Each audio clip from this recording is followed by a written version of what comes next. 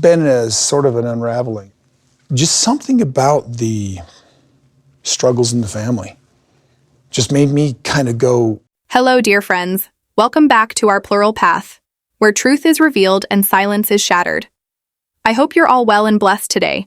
And if you haven't already, please take a moment to hit the subscribe button and click the bell icon, because what we're about to unpack will leave even longtime Sister Wives fans absolutely speechless. After 18 dramatic seasons filled with emotional highs and lows, betrayals, heartbreaks, reconciliations, and jaw-dropping family twists, many of us thought we'd seen every possible breakdown the Brown family could go through, but what's unraveling now is something darker, deeper, and far more disturbing than anything previously aired. It's a saga that has taken a sinister turn, something that sounds more like a plot ripped from a dark psychological thriller than a TLC family docuseries. Yet, according to multiple insider sources close to the Browns, this is horrifyingly real. Kody Brown, once portrayed as the eccentric but devoted patriarch of a complex plural family, is now being accused of pursuing a romantic relationship with his adopted daughter, Robyn's biological child from a previous marriage, Aurora. Yes, Aurora, the same young woman viewers watched grow up on camera, a shy, anxious girl who many believed was just another of the 18 children Kody adopted and raised under his spiritual leadership.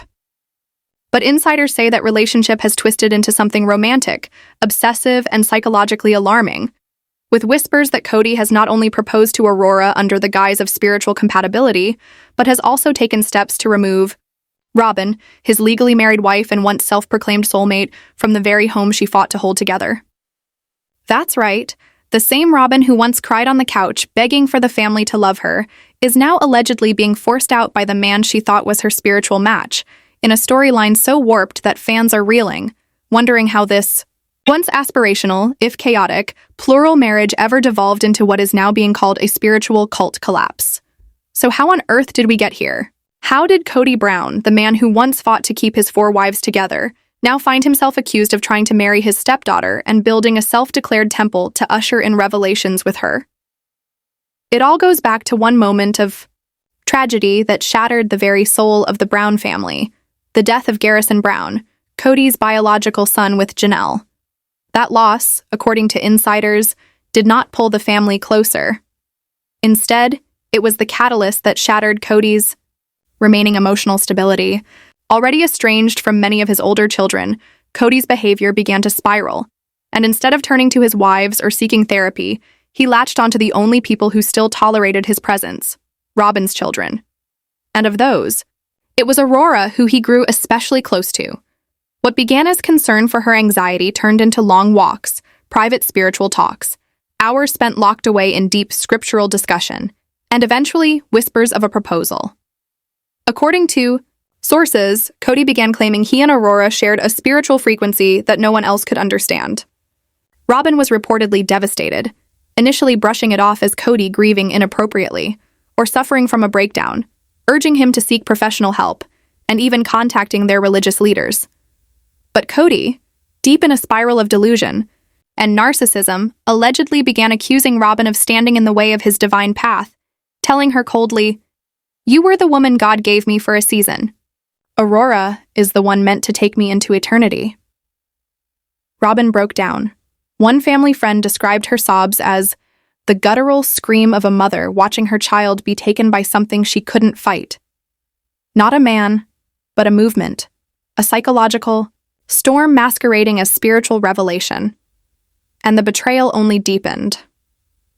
Kody, according to legal leaks, had already begun transferring the deed of the Flagstaff home into Aurora's name, effectively making Robyn a guest in her own home. Documents indicate he worked with private attorneys to quietly reroute ownership under the pretense of a spiritual inheritance, locking Robyn out of any legal claim to the property she once believed was her family's anchor. Robyn's cries were no longer the cries of a misunderstood wife. They were cries of a mother betrayed, of a woman discarded by the very man she once protected at all costs. For years, fans and critics alike accused Robyn of manipulating Kody, of being the wedge that divided the Brown family. But now the tables have turned in a way no one saw coming. Robyn has gone from the alleged puppet master to the newest victim of Kody's unraveling mind, and while Aurora has made no public statement, her silence speaks volumes. Her social media accounts have gone dark. Her friends say she's dropped out of college, Paparazzi caught images of her dressed modestly, eerily resembling Robyn from the early TLC seasons, a possible sign of regression or control. One source noted that she still refers to Robyn as mom in public, but behind closed doors has allegedly begun calling Kody her spiritual companion. The situation is no longer just speculation. It's beginning to resemble a psychological battlefield, where family roles are distorted and boundaries no longer exist. When news broke, the reactions from Mary, Janelle, and Christine varied from stunned silence to righteous rage. Mary, who stayed spiritually tethered to Kody the longest, reportedly said, "I always knew Robyn would regret bringing Kody into her life, but this is evil." Is this what real life is like? Is this what real marriage is like? Is this how it is? Evil. Janelle, still deep in mourning over Garrison, allegedly texted Robyn in fury, "You let this happen. You protected him for years. You called it love. Now he's destroying your daughter." And Christine, now happily remarried and living her best life with David Woolley, didn't hold back either. In a pointed Instagram live, she said, "Some people will do anything to feel powerful again, even if it means crossing lines no decent man should ever cross." Fans instantly recognized it as a direct hit at Kody. As for TLC, silence. The network has refused to comment, but word is, cameras have been seen outside Robyn's house, and a leak claims producers filmed an explosive scene of Robyn and Aurora, arguing while Kody stood outside yelling Bible verses, proclaiming his spiritual rebirth. Legally, this has become a nightmare. Robyn is reportedly filing emergency legal motions to stop the deed transfer, while whispers of CPS investigations, court-ordered psychological evaluations, and family therapy swirl behind the scenes. One legal source said, "This isn't love. This is grooming. It's coercive. It may even be criminal." And in a rare moment of unity, the older Brown children, Logan, Madison, Hunter, and Isabel, have rallied behind Robyn, not out of affection, but because they're horrified. A source said they staged an intervention and gave her a blunt warning, "If you don't stop him, we will." One of them posted anonymously to Patreon, "He's lost it. He's not our dad anymore. He's a cult leader wearing the skin of a man we used to love." Fans are heartbroken. Sister Wives was once seen as a peek into plural family dynamics. Now it's something darker, a cautionary tale about unchecked control and spiritual manipulation. Robyn, in the latest updates, has moved some belongings and is said to be living with her sister while deciding whether to file for divorce. Meanwhile, Kody has reportedly broken ground on a so-called temple on Coyote Pass, claiming it will be the center of his spiritual restoration, a place where he and Aurora can receive revelation and reign together. Neighbors report seeing Kody digging in the yard at 3 a.m., barefoot and chanting scripture, disturbing, unhinged behavior that's left the entire Flagstaff community on edge. Many behind-the-scenes sources believe Kody has descended into a religious delusion fueled by narcissism and grief. He's not just lost his wives, he's lost himself. And then there's Aurora, the tragic center of this implosion. Experts in cult psychology have weighed in, saying that young women raised in highly controlled religious settings, especially those struggling with anxiety and isolated from friends, are especially vulnerable to grooming and manipulation. Dr. Helen Cartwright, a trauma specialist, noted she might genuinely believe this is what she's meant to do, but it's not. It's abuse. Online, fans have mobilized. Hashtags like #HowWasSaveAurora and #ChawJustice for Robyn are trending. Even those who once criticized Robyn are now rallying to support her and her daughter, recognizing that whatever influence she once had, she's now facing a nightmare no mother should endure. Meanwhile, amid the chaos, one woman stands up with renewed dignity, Mary Brown. After decades of emotional abandonment, public humiliation, and spiritual gaslighting, Mary is finally stepping into her power. "I want love, not control," she confided in a friend, and for the first time in years, she means it. She's done with being Kody's emotional placeholder, done with being the afterthought. Her recent social media posts have reflected this radical transformation.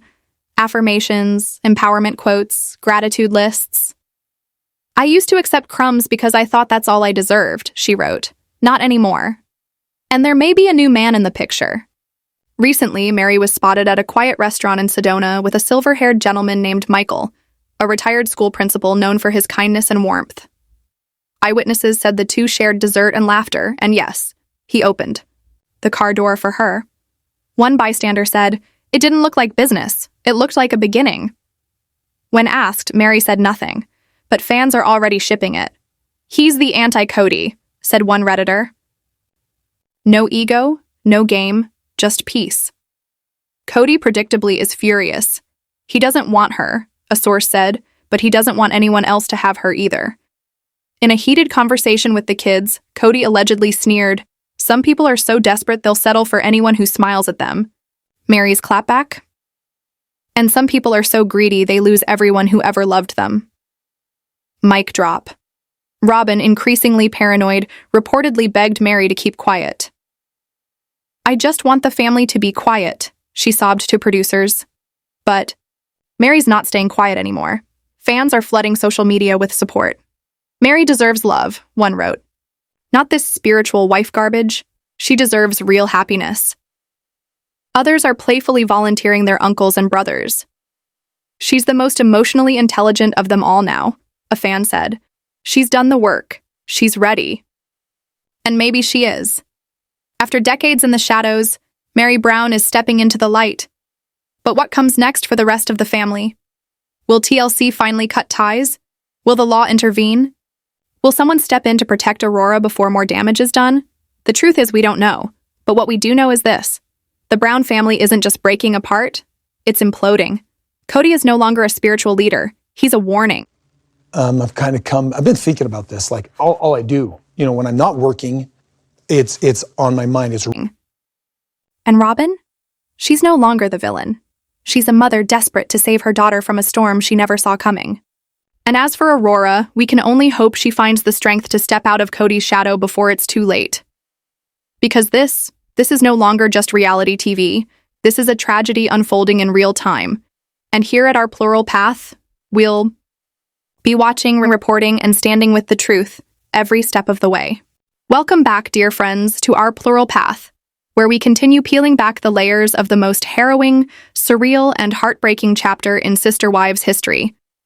And if you thought the firestorm of Kody Brown's alleged spiritual engagement to Aurora, his public unraveling, Robyn's legal retaliation, and the children's uprising was already the height of shock, then brace yourself, because Part 3 brings the full weight of legal consequences, family defiance, and emotional reckoning crashing down harder than ever before, marking what may be the final death blow not just to Kody's image, but to the entire illusion the Brown family once projected to the world. As Aurora remains under medical watch, heavily sedated and surrounded by trauma specialists who are working to unravel the psychological knots Kody has twisted into her belief system, a new crisis explodes. Robyn Brown collapses on the courthouse steps, sobbing uncontrollably after being told the emergency injunction she filed against Kody might not hold if Aurora refuses to testify. Sources at the courthouse say Robyn screamed, "He's already gotten to her! He got to my baby!" before paramedics arrived and took her away for observation. The video footage went viral within hours, showing a woman once considered the manipulative heart of the family now shattered, betrayed by the same man she used to defend tooth and nail. But the tragedy doesn't stop there. In a chilling twist, Kody releases a public video, framed as a spiritual message, in which he declares that he is being persecuted like the prophets of old, and that Aurora was chosen before this world to be the cornerstone of a new spiritual age. The internet erupts. Religious scholars, psychologists, and fans alike label the video as disturbing, cultic, and beyond repair, as Kody stands alone on Coyote Pass in front of a crudely built altar, hands raised, eyes wild, reciting scripture and referencing divine mandates. His former wives, horrified, respond immediately. Christine posts, "This is not the man I married. This is not what faith looks like. This is not what family looks like." Janelle goes further, calling him a dangerous narcissist with a God complex. And Mary, rising like a phoenix, writes a searing statement that reads, "For years, I stayed quiet. For years, I rationalized his treatment of me. I thought if I loved hard enough, it would save him. But now I see Kody Brown was never building a family. He was building a throne, and we were his ornaments." Fans erupt with support, flooding comment sections with thousands of messages calling Mary the voice of reckoning, the heart of the survivors, and the true matriarch of sister wives. But even as the emotional responses pour in, legal momentum picks up speed. Logan, Madison, Hunter, and even Gabriel submit signed affidavits to the Arizona District Court, stating that their father is mentally unfit, spiritually abusive, and poses a continued emotional risk to any young women left in his care.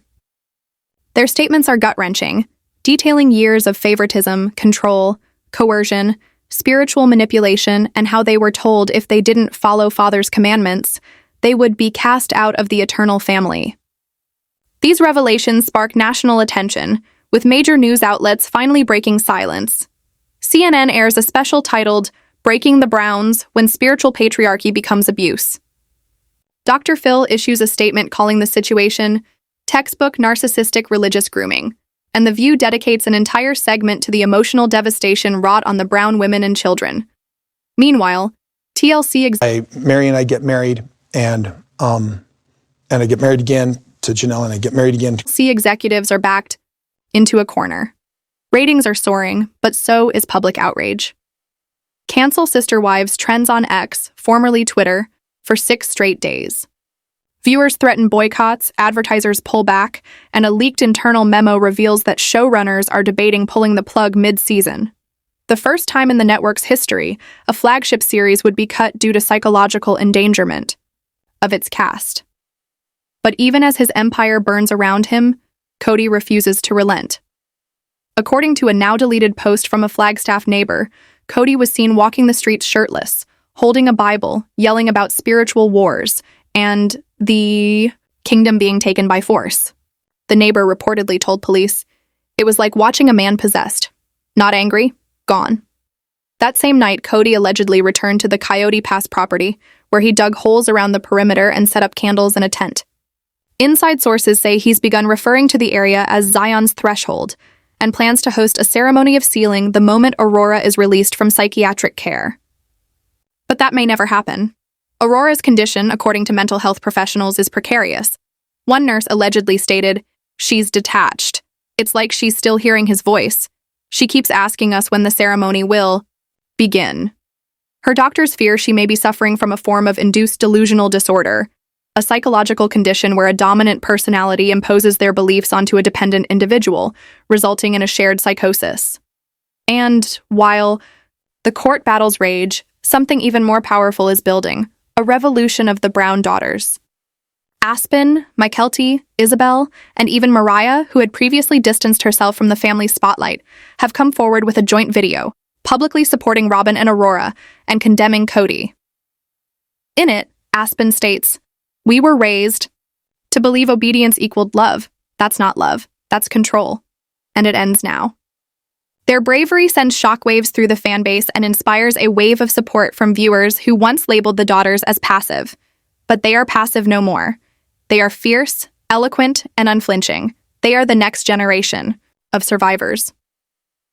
Meanwhile, Mary's relationship with Michael deepens, becoming a lighthouse amidst the chaos. The two were spotted attending a community healing event, where Mary gave a speech on emotional trauma, stating, "You can survive anything. Even the people you thought were your salvation can become your downfall. But that doesn't mean you have to fall with them." That line alone sparked a movement online. Fans began tagging their healing journeys with the Our Plural Path, inspired by Our Plural Path, and Mary's fierce determination to rewrite her life. Christine, now working on a memoir titled Escaping the Covenant: My Life in a Manufactured Kingdom, has signed a deal with a major publisher, while Janelle is rumored to be in talks with a trauma-based docu-series on leaving spiritual control. And as these women rise, Kody falls deeper into isolation. The family has officially cut contact. Only Aurora remains spiritually tethered, and even that tie is unraveling under therapy. The Coyote Pass temple is now deserted, the candles blown out, the tent flapping in the desert wind. The only footprints left are Kody's, pacing, digging, muttering, alone. In the latest development, Robyn's attorney has filed for full adult guardianship over Aurora, citing psychological incapacity and emotional manipulation. If granted, this would permanently bar Kody from contact. In response, Kody filed a counter-motion claiming divine right to spiritual unity, a filing so unprecedented, the judge reportedly asked the clerk if it was a joke. It wasn't. He's that far gone. The court date is set for late September, and multiple Brown children are preparing to testify.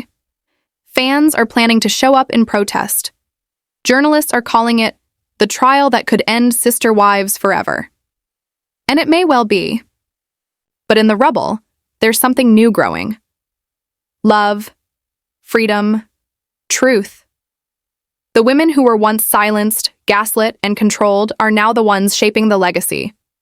Not Kody, not his temple, not his delusions, but Mary, Christine, Janelle, and the daughters, the ones who survived the storm and chose to tell the truth anyway. This is no longer about plural marriage. This is about spiritual survival. And our plural path will be right here, reporting every sacred truth, every courageous step, and every final fall of a man who thought he could become a god, but forgot. That gods don't destroy the people who love them. Stay tuned. The reckoning is just beginning. Plural Path, where the truth no longer hides behind whispered prayers or filtered social media feeds, because what's happening now within the shattered remains of the Brown family is nothing short of a spiritual and emotional earthquake, the kind of reckoning that doesn't just reshape reality. It demolishes everything we thought we understood about faith, family, and control. The courtroom saga that played out this week wasn't just a trial, it was an unraveling, a public unmasking of Kody Brown, the self-proclaimed spiritual patriarch whose descent into delusion has shaken not only his family, but every viewer who once looked to him as a symbol of plural marriage. And it all came crashing down the moment Aurora Brown, trembling and pale, stepped into a packed courtroom flanked by trauma counselors and attorneys, and with the weight of an entire family's silence on her shoulders, said under oath that, yes, Kody Brown had proposed a spiritual marriage to her. With that one breath, years of speculation collapsed into horrifying reality. And the room, filled with Robyn, Mary, Janelle, Christine, Logan, Gabriel, Hunter, Aspen, and others, sat in stunned silence as Aurora described how Kody slowly manipulated her, using scripture, isolation, and emotional dependence to convince her that she had been chosen by God to be his eternal companion. And when asked if she felt she could say no, she whispered, "I thought if I said no, I would lose eternity." The weight of that answer silenced the court in a way no judge's gavel could. Robyn Brown broke down, weeping violently, while Aurora's siblings sobbed and held each other. Kody scribbled notes manically, whispering to his attorney, visibly shaken but not remorseful. Then Robyn took the stand, once painted as the mastermind behind Kody's favoritism, now the mother of the girl he tried to claim as a bride, and confessed that she had known something was wrong, that she had found journals in Kody's study, with bizarre titles like Aurora's Mantle and Sacred Continuance. She admitted she thought grief had driven him mad, but by the time she realized what was truly happening, it was too late. "I thought love could fix it," she sobbed, "but I didn't know he was already gone." From her seat in the gallery, Mary wept quietly, holding hands with Michael, her new partner, while Christine and Janelle stared blankly ahead, their jaws clenched, their hearts visibly broken by the gravity of what was being revealed. When Kody was finally called to testify, he refused